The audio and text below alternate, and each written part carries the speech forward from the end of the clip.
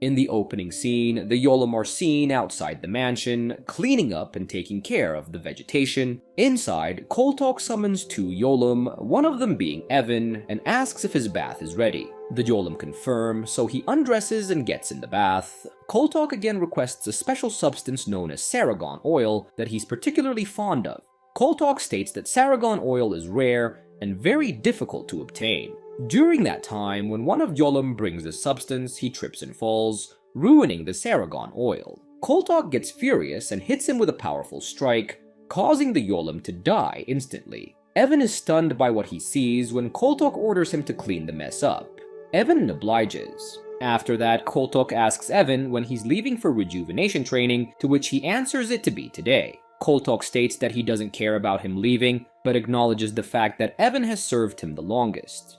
Evan says his happiness rests in him being able to serve him. Koltok tells Evan that there are humans like him who despise him, and that they even set off a bomb outside headquarters this morning. They are known by many names, but mainly called Vindicators or the Rebels. But Koltok believes they stand no chance against him in claiming back this miserable planet Torkor known as Megwan, who is using the activities of the so-called Vindicators to undermine his authority here in the mansion and trying to take Koltok's command. The Rejuvenation Training Center is a place where humans are brainwashed to keep them a slave to the Torkor, and Evan will be staying there for 3 days. Later, on his way to have his conditioning reinforced, Evan is captured by the resistance movement Vindicators, led by Professor Trent Davis. An opening narration follows stating, "At what point does a human being's free will cease to exist? And if we have forfeited our free will, are we still human?" Afterwards, Evan is down unconscious in the Vindicator's base when Davis tries waking him up.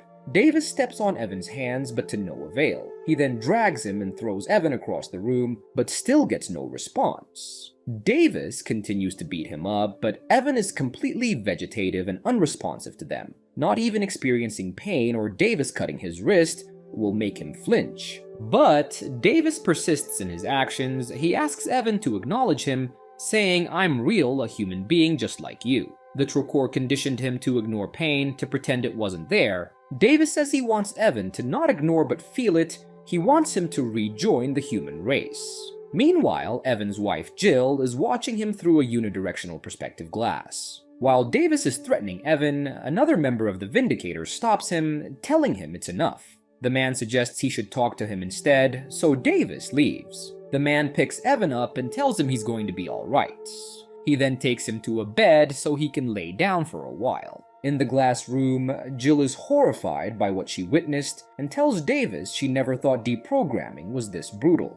Davis tells her that when he was a kid, he remembers watching westerns and the cowboys would go on a cattle drive. The cattle would always get caught in a flash flood and be too stupid to swim for it, so they just stood there and drowned. He says that's what the Yolum remind him of. Davis explains to Jill that in order to break the Yolum, you have to first hit them over the head to get their attention. Just when they're reeling, you hit them with a little sweet talk to really confuse them. At the same time, the man is giving him that sweet talk, telling him there isn't a way out, and the only way to survive this is to listen to what Davis says and respond, even if it is just to tell him to go to hell. Lastly, he tells Evan not to worry and that he believes he's going to get through it.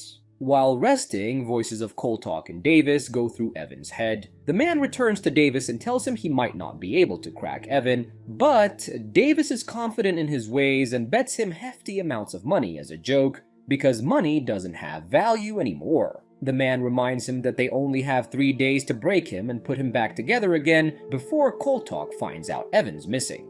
David is well aware of the schedule and wants to give Evan the time to be alone so he can think about what they said, and compliments the man for telling Evan, try not to worry. He says it's only natural for them to start worrying even more. Jill isn't pleased by Davis's words and thinks this is just a game to him. Davis replies by saying she doesn't know anything about the process and to keep her judgments to herself.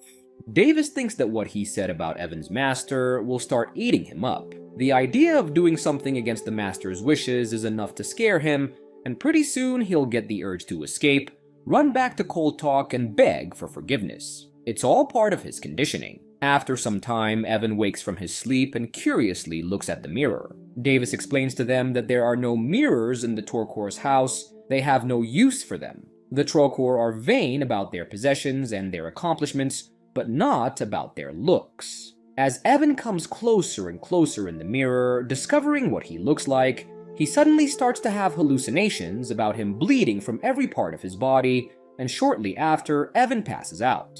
Davis then puts him in a tub and sprays water on him to wake him up. Evan doesn't seem to like it, but Davis keeps spraying him, saying it'll make him feel alive.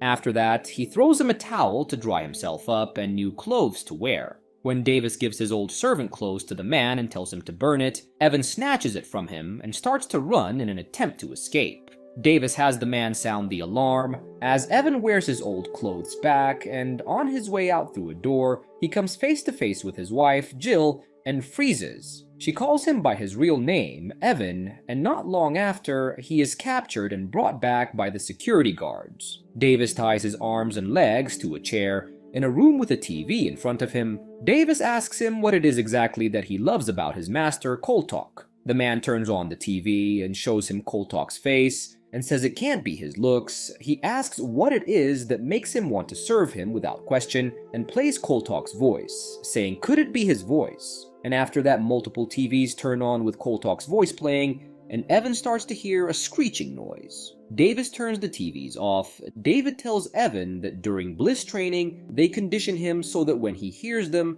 he hears the voice of God. When Davis mentions the Koltok by his real name, Evan speaks for the first time, saying Yolam are not allowed to call my lord by his real name.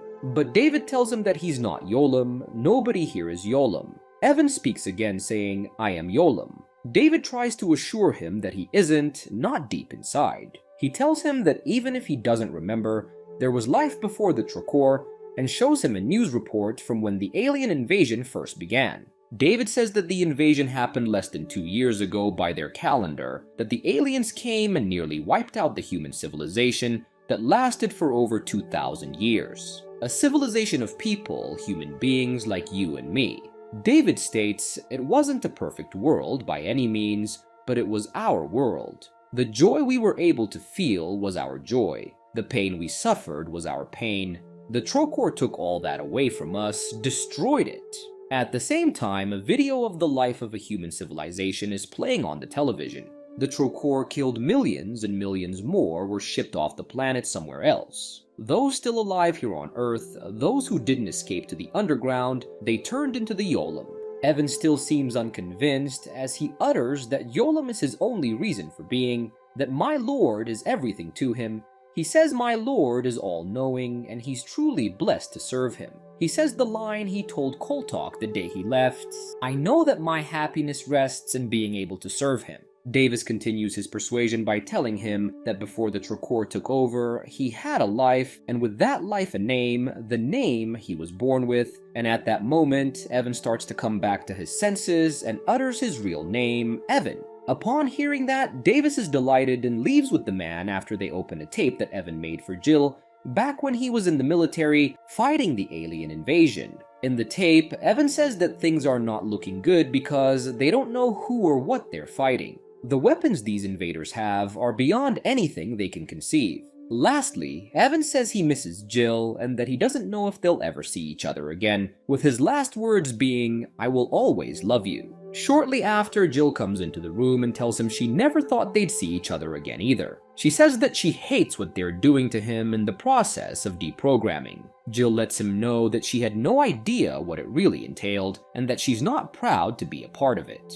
But then again, it's the only way to get him to remember who he was. Evan is still somewhat confused and asks who he is or what he's supposed to be. Jill tells him he's Evan Robert Cooper and that she is his wife. Afterwards, she removes the straps off his body and takes him out of the room to eat.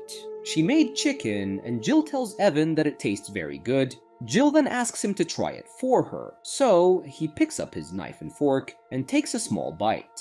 Evan finds the chicken tasty and begins to eat much more. During the course of the next few days, little by little, the Resistance manages to wake up parts of his mind that have been silenced by the programming. Evan is slowly introduced to his past life, a successful military career, and to his wife Jill, they start to get more intimate. The Resistance aims to restore the meaning of what it is to be human by the means of military power. Finally, when Evan comes to realize that his master is actually responsible for killing all the children of the world, including his daughter for having no use to the Trocor, he becomes sympathetic to the goals of the Vindicators, despite occasional quirks in his thinking. When the 3 days are up, Evan returns to Koltok's mansion, bringing with him a vial that is camouflaged as a vial of Saragon oil. As usual, when Koltok gets in his bathtub, Evan drops the vial into it and combines it with another substance, making the bath become solid, trapping Koltok there. Evan takes an object and beats Koltok to death. After that, he returns to the Vindicator's base, carrying the severed head of Koltok with him in a bag. In a moment of victorious joy, Davis asks if my lord is pleased, after which another alien steps in, whom Evan recognizes as Megwin. As it turns out, Davis had been a Yolem all along, but was spared from the programming so that he could continue with his experiments. Megwin had used Evan as a pawn to kill his rival. Jill proceeds to berate Davis, saying that the rebels will go after him. In the final scene, Evan is being reprogrammed again along with Jill. Though Jill seems to resist the programming, a closing narration follows, stating, "For centuries, philosophers have wrestled with the question, is man able to decide his destiny through his own actions, or does fate have the final say?